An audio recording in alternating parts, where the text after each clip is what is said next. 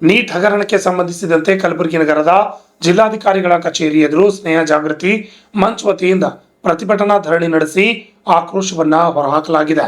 Neat ಹಗರಣಕ್ಕೆ ಸಂಬಂಧಿಸಿದಂತೆ ಮಕ್ಕಳ ಮೇಲಿನ ದೌರ್ಜನ್ಯ ಖಂಡಿಸಿ ಹಾಗೂ ಸಚಿವ ಧರ್ಮೇಂದ್ರ ಪ್ರಧಾನ್ ರಾಜೀನಾಮೆಗೆ ಆಗ್ರಹಿಸಿ ಪ್ರತಿಭಟನಾ ಧರಣಿಯನ್ನ ಮಾಡಲಾಯಿತು. ಈ ಸಂದರ್ಭದಲ್ಲಿ ಅನೇಕ ವಿದ್ಯಾರ್ಥಿಗಳು, ಮುಖಂಡರು ಮಾತನಾಡಿ ಆಕ್ರೋಶ ಹೊರಹಾಕಿದರು. Bureau report RJ32 Kannada news, Kalaburagi.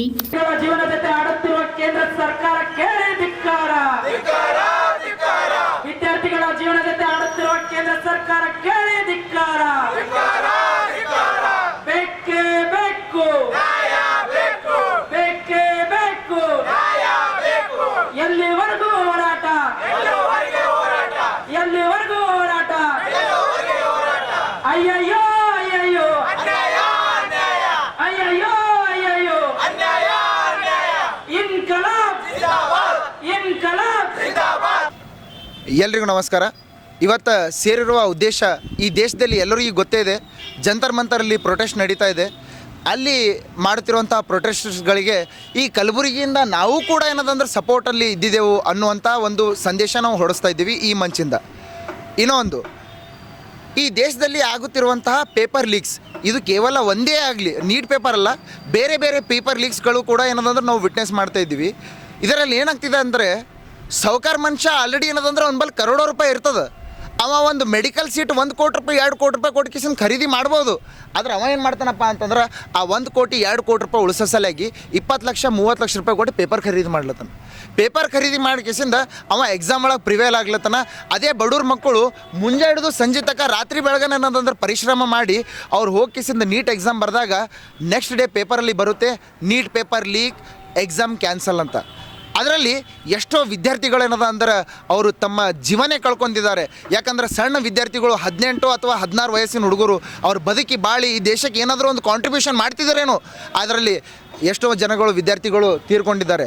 ಅದಾದಮೇಲೆ ಈ ಬಡ ವಿದ್ಯಾರ್ಥಿಗಳು ಅವರು ಒಂದು ನೀಟ್ ಪ್ರಿಪರೇಷನ್ ಆಗಬೇಕಪ್ಪ ಅಂದರೆ ನಿಮಗೆ ಗೊತ್ತಿರುವಂಥ ಒಂದು ವಿಷಯ, ಯಾವುದೋ ಒಂದು ಬೈಜೂಸೋ ಫಿಸಿಕ್ಸ್ ವಾಲನೋ ಯಾವುದೋ ಒಂದು ದೊಡ್ಡ ಕೋಚಿಂಗ್ ಇನ್ಸ್ಟಿಟ್ಯೂಷನ್ಗೆ ಅವ ಹೋಗ್ಬೇಕಂದ್ರೆ 2-3 ಲಕ್ಷ ರೂಪಾಯಿ ಅಮೌಂಟ್ ಬೇಕು. ಆ ಬಡವರು 2-3 ಲಕ್ಷ ರೂಪಾಯಿ ಎಲ್ಲಿಂದ ತೊಗೊಂಬರ್ಬೇಕು? ಸಪೋಸ್ ಅವ ತೊಗೊಂಬಂದನಂತಂದ್ರು ಅವ್ರ ಮನೆದವ್ರು ಎಲ್ಲಿಂದಾದರೂ ಜುಗಾಡ್ ಮಾಡ್ಕೊಂಡು ದುಡ್ಡು ತೊಗೊಂಬಂದ್ರು ಅಂತಂದ್ರು, ಅದು ಯಾರೋ ಒಬ್ಬರು ಸಾಹುಕಾರ ಬಲ್ಲೋ ಅಥವಾ ಎಲ್ಲೋ ಬ್ಯಾಂಕ್ಲಿಂತ ಸಂಘಲಿಂತ ಸಾಲ ತೊಗೊಂಡು ತನ್ನ ಮಕ್ಕಳಿಗೆ ಓದಿಸ್ತಾರೆ. ಆ ಓದಿಸ್ ಕೇಸಿಂದ ಮಗ ಡಾಕ್ಟರ್ ಆಗ್ಬೇಕು, ಇಂಜಿನಿಯರ್ ಆಗ್ಬೇಕಂತ ಕನಸ್ಕೊಂಡ್ರೆ ಅವನದು ಏನಾಗ್ತದಪ್ಪ ಅಂದ್ರೆ ಪೇಪರ್ ಲೀಕು, ಪೇಪರ್ ಸ್ಕ್ಯಾಮು, ಅದು ಸ್ಕ್ಯಾಮು, ಇದು ಸ್ಕ್ಯಾಮು ಆಗ್ತಾಯಿದೆ. ಗೆಳೆಯರೇ, ಇಲ್ಲಿ ಕೇವಲ ನೀಟ್ ಪೇಪರಿಂದ ಒಬ್ಬ ವಿದ್ಯಾರ್ಥಿ ಜೀವ ಕಳ್ಕೊಳ್ತಾ ಇಲ್ಲ, ಇದ್ರ ಜೊತೆ ಅವನ ಹೋಲ್ ಫ್ಯಾಮ್ಲಿ ಕೂಡ ಏನದಂದ್ರೆ ಅವನ ಜೊತೆ ಸಫರ್ ಆಗ್ತಾಯಿದೆ. ಅವ್ರ ಫ್ಯಾಮ್ಲಿ ಅದು ಮಗನಿಗೆ ಓದಿಸ್ಲಿಕ್ಕೆ ತಂದಿರುವಂತಹ ಸಾಲ ಕಟ್ಟೋದ್ರೊಳಗೆ ಅವ್ರದ್ದು ಲೈಫ್ ಹೋಗ್ತದೆ. ಇನ್ನು ಹುಡುಗ ಲಾಸ್ಟಿಗೆ ಇಷ್ಟೆಲ್ಲ ಓದಿ ಅನ್ಎಂಪ್ಲಾಯ್ಡ್ ಆದನಪ್ಪ ಅಂತಂದ್ರೆ ಅದು ಯಾರಿಗೇನದಂದ್ರೆ ಚಲೋ ಅನ್ನಿಸ್ತ ಅಂತ ಒಂದು ವಿಚಾರ ನೀವೇನದಂದ್ರೆ ತಿಳ್ಕೊಬೇಕಾಗುತ್ತೆ ಗೆಳೆಯರೆ. ಆಮೇಲೆ ಇನ್ನೊಂದೇನಪ್ಪ ಅಂತಂದರೆ, ಈ ಕಲಬುರಗಿ ಒಳಗೆ ನಾನು ಕಲಬುರಗಿದೇ ಮಾತಾಡ್ತೀನಿ. ಈ ಕಲಬುರಗಿ ಒಳಗೆ ಎಷ್ಟೋ ಗೌರ್ಮೆಂಟ್ ಸ್ಕೂಲ್ ಮತ್ತು ಕಾಲೇಜ್ಗಳಿವೆ, ದೊಡ್ಡ ದೊಡ್ಡ ಡಿಗ್ರಿ ಕಾಲೇಜ್ಗಳಿವೆ. ಅಲ್ಲಿ ಎಲ್ಲ ಬರುತ್ತಿರುವಂಥ ವಿದ್ಯಾರ್ಥಿಗಳು ಎಲ್ಲರೂ ಬಡವರೇ, ದೀನ ದಲಿತರು, ಬಡವ್ರ ಮಕ್ಕಳೇ. ಆ ಬಡವ್ರ ಮಕ್ಕಳಿಗೆ ಕ್ವಾಲಿಟಿ ಎಜುಕೇಷನ್ ಸಿಗ್ತಾಯಿಲ್ಲ. ಆ ಕ್ವಾಲಿಟಿ ಎಜುಕೇಷನ್ ಸಿಗ್ಲಾರ ಬಟ್ಟಿಗೆ ಅವರಿಗೆ ಅದು ನಾಲೆಜ್ ಇಲ್ಲ, ಅವ್ರಿಗೆ ಸಬ್ಜೆಕ್ಟ್ ಮೇಲೆ ಕಮಾಂಡ್ ಇಲ್ಲ. ಹೀಗಾಗಿ ಅವ್ರು ಮೇನ್ ಸ್ಟ್ರೀಮಿಗೆ ಬರಬೇಕಪ್ಪ ಅಂದ್ರೆ ಭಾಳಷ್ಟು ಪ್ರಾಬ್ಲಮ್ ಅನುಭವಿಸ್ತಾ ಇದ್ದಾರೆ. ಅದೇ ಒಬ್ಬ ಸಾಹುಕಾರ ಮಂದಿ, ದೊಡ್ಡ ದೊಡ್ಡ ಪೊಲಿಟಿಷಿಯನ್ನು, ಬಿಸ್ನೆಸ್ ಮಂದಿ ಮಕ್ಕಳು ಅವ್ರು ದೊಡ್ಡ ದೊಡ್ಡ ಇನ್ಸ್ಟಿಟ್ಯೂಷನ್ಸ್ಗಳಿಗೆ ಫಾರಿನಲ್ಲಿ ಹೋಗಿ ಕಲಿತಾರೆ. ಅವರಿಗೆ ಮತ್ತು ನಮ್ಮ ನಾಲೆಜಿಗೆ ಅಜಗಜಾಂತರ ವ್ಯತ್ಯಾಸ ಇರುತ್ತೆ.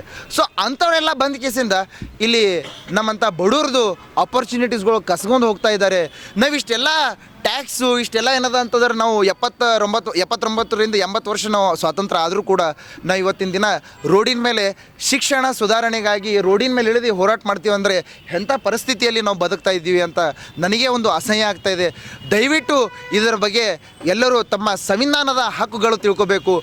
Part 3 of the Indian constitution ಓದ್ಕೊಳ್ಳಿ, part 4 of the Indian constitution directive principle of state policy ಓದ್ಕೊಳ್ಳಿ, ಪಾರ್ಟ್ 3 ಫಂಡಮೆಂಟಲ್ ರೈಟ್ಸ್ ಓದ್ಕೊಳ್ಳಿ.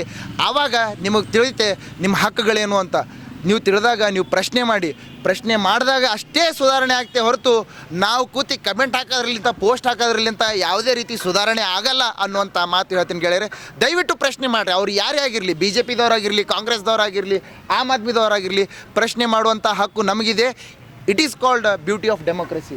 ಎಲ್ಲಿವರೆಗೂ ಪ್ರಶ್ನೆ ಕೇಳಂಗಿಲ್ಲ, it is not called as democracy ಅಂತ ಹೇಳ್ತೀನಿ. ನಮಸ್ಕಾರ.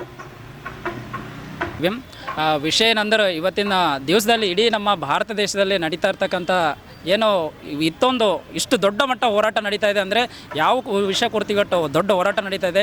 ನೀಟ್ ಎಕ್ಸಾಮ್ ಸ್ಕ್ಯಾಮ್ ಆಗಿರೋ ಕುರಿತು ಈ ಒಂದು ದೊಡ್ಡ ಪ್ರೊಟೆಸ್ಟ್ ನಡೀತಾ ಇದೆ. ಯಾಕೆ ಈ ಪ್ರೊಟೆಸ್ಟ್ ನಡೀತಾ ಇದೆ ಅಂದರೆ ಸುಮಾರು ವರ್ಷಗಳಿಂದ ಕಷ್ಟಪಟ್ಟು ವಿದ್ಯಾಭ್ಯಾಸ ಮಾಡಿ ತಂದೆ ತಾಯಿ ಎಷ್ಟೋ ಕಷ್ಟಪಟ್ಟು ತನ್ನ ಮಕ್ಕಳಿಗೆ ಒಂದು ಡಾಕ್ಟರ್ ಮಾಡಬೇಕು, ಇಂಜಿನಿಯರ್ ಮಾಡಬೇಕು ಅಂತೇಳಿ ಕಷ್ಟಪಟ್ಟು ಓದಕ್ಕೆ ಕಳಿಸಿ ಅವ್ರ ಕೈಲಿಂದ ಎಕ್ಸಾಮ್ ಬರ್ಸ್ ಮೇಲೆ ಅವರಿಗೆ ಈ ಎಕ್ಸಾಮ್ ಸ್ಕ್ಯಾಮ್ ಆಗಿದೆ, ನೀಟ್ ಪರೀಕ್ಷೆ ಲೀಕ್ ಆಗಿದೆ ಅಂತೇಳಿ ಗೊತ್ತಾದಾಗ ಆ ಪರಿಣಾಮ ಯಾವ ಥರ ಇರುತ್ತಂದರೆ ಸುಮಾರು ಆಸೆ ಕನಸುಗಳು ಹೊತ್ತು ಸ್ಟೂಡೆಂಟ್ಗಳು ಏನೋ ಜೀವನ ಕಟ್ಕೋಬೇಕಂತೇಳಿ ಏನೋ ಕಷ್ಟಪಟ್ಟು ಓದಿ ಎಕ್ಸಾಮ್ ಬರೆದ್ರೆ ಇಲ್ಲಿ ನಮ್ಮ ಕೇಂದ್ರ ಸರ್ಕಾರದಲ್ಲಿ ಏನಾಗ್ತಾ ಇದೆ ಅನ್ನೋದು ಗೊತ್ತಿಲ್ಲ.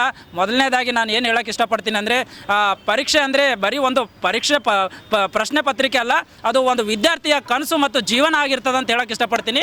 ಮೊದಲನೇದಾಗಿ ಇವತ್ತು ಏನು ನಮ್ಮ ಅಂಬೇಡ್ಕರ್ ಸೇವಾ ಸಮಿತಿ ಸಂಘಟನೆ ವತಿಯಿಂದ ಮತ್ತು ಸ್ನೇಹ ಜಾಗೃತಿ ಸುರಕ್ಷಾ ಅಂತೇಳಿ ಇವತ್ತೇನು ನಾವು ಪ್ರೊಟೆಕ್ಟ್ ಮಾಡಕತ್ತೀವಿ. ಇವತ್ತು ಎಲ್ಲೋ ಮೂಲೆಯಲ್ಲಿ ಕೂತ್ಕೊಂಡು ನೀವು ಒಂದು ವಿಡಿಯೋ ನೋಡಿಕೊಂಡು ಸ್ಕ್ರೋಲ್ ಮಾಡಿಕೊಂಡು ವಿದ್ಯಾರ್ಥಿಗಳು ಏನು ನಿಮ್ಮ ಜೀವನ ಹಾಳು ಮಾಡ್ಕೊತಾ ಇದ್ದೀರಾ, ದಯವಿಟ್ಟು ಇಲ್ಲಿ ಕಷ್ಟಪಟ್ಟು ಏನು ವಿದ್ಯಾರ್ಥಿಗಳ ಪರ ನಾವು ಹೋರಾಟ ಮಾಡ್ತಾ ಇದ್ದೀವಿ. ದಯವಿಟ್ಟು ಈ ಪ್ರೊಟೆಸ್ಟ್ಗೆ ಬಂದು ಬೆಂಬಲ ಸೂಚಿಸಬೇಕು. ಇನ್ನೊಂದು ಏನು ಜಂತರ್ ಮಂತರ್ನಲ್ಲಿ ದೆಹಲಿಯಲ್ಲಿ ಜಂತರ್ ಮಂತರಲ್ಲಿ ನಡೀತಕ್ಕಂಥ ದೊಡ್ಡ ಹೋರಾಟ ಏನು ಪೀಸ್ಫುಲ್ ಆಗಿ ಶಾಂತ ರೀತಿಯಿಂದ ಹೋರಾಟ ನಡೀತಾ ಇರಬೇಕಾದ್ರೆ ಅಲ್ಲಿ ದೆಹಲಿಯ ಪೊಲೀಸರು ಏನು ಮಾಡ್ತಾರೆ ಅಂದ್ರೆ ನಮ್ಮ ಸೋನಂ ಸರ್ ಅವರಿಗೆ ಮತ್ತು ಅಲ್ಲಿರೋಂಥ ವಿದ್ಯಾರ್ಥಿಗಳಿಗೆ ಲಾಠಿ ಚಾರ್ಜ್ ಮಾಡಿ ಅವರಿಗೆ ನೀವು ಹತ್ತಿಡುವಂಥ ಕೆಲಸಗಳು ಮಾಡ್ತಾ ಇದ್ದೀರಾ.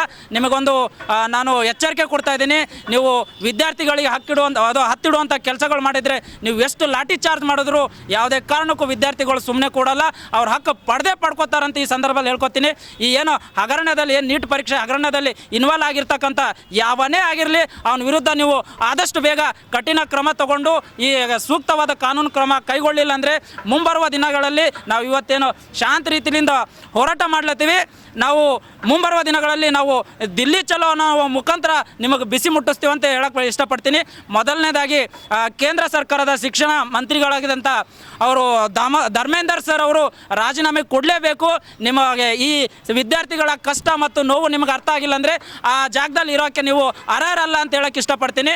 ನೀವು ಮೊದಲನೇದಾಗಿ ರಾಜೀನಾಮೆ ಕೊಟ್ಟು ಇಲ್ಲಿ ಅಲ್ಲಿ ಆಗಿರ್ತಕ್ಕಂಥ ಅನ್ಯಾಯ ಕೇಂದ್ರ ಸರ್ಕಾರದ ನರೇಂದ್ರ ಮೋದಿ ಅವರೇ ಈ ಏನು ಅನ್ಯಾಯ ನಡೀತಾ ಇದೆ ಆದಷ್ಟು ಬೇಗ ನೀವು ಇಷ್ಟೆಲ್ಲ ನಡೀತಾ ಇದ್ರೂ ಕೂಡ ನೀವು ಒಂದು ಧ್ವನಿ ಎತ್ತದೇನೆ ನಿನ್ನ ಒಂದು ಟ್ವಿಟ್ಟರ್ ಒಳಗೆ ಒಂದು ಸೆಲ್ಫಿ ವಿಡಿಯೋ ಮಾಡಿ ಹಾಕ್ತೀರಾ. ಅಲ್ಲೊಂದು ಅಷ್ಟು ಕಷ್ಟಪಟ್ಟು ಹೋರಾಟ ಮಾಡ್ತಾ ಇದ್ದಾರೆ ವಿದ್ಯಾರ್ಥಿಗಳಂದ್ರೆ ಅವ್ರಿಗೆ ನೀವು ಹೋಗಿ ಅವ್ರದ್ದು ಏನು ಅಂತ ಕೇಳೋಂಥ ನೈತಿಕತೆ ನಿಮ್ಮಲ್ಲಿ ಇಲ್ಲ ಅಂದ್ರೆ ನೀವು ಸರ್ಕಾರ ನಡೆಸೋಕ್ಕೆ ಯೋಗ್ಯರಲ್ಲ ಅಂತ ಹೇಳೋಕ್ಕೆ ಇಷ್ಟಪಡ್ತೀನಿ.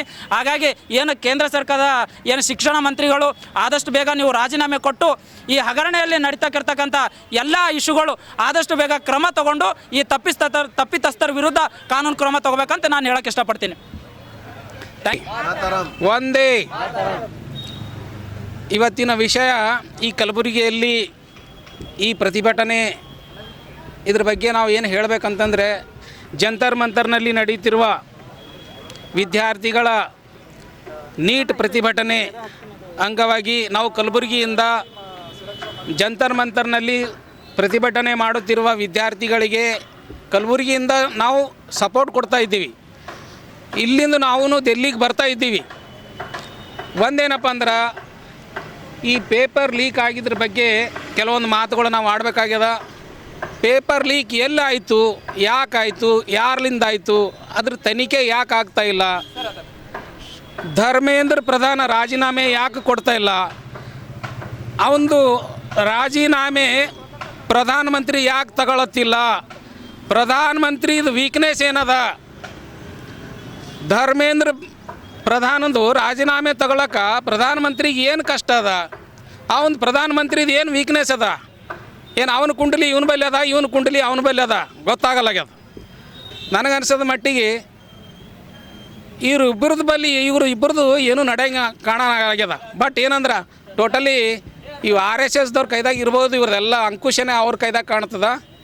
ಇವು ಡಮ್ಮಿ ಕ್ಯಾಂಡಿಡೇಟ್ ಕಾಣತ್ತವೇನೋ ಅಂತ ಅನಿಸ್ತದ.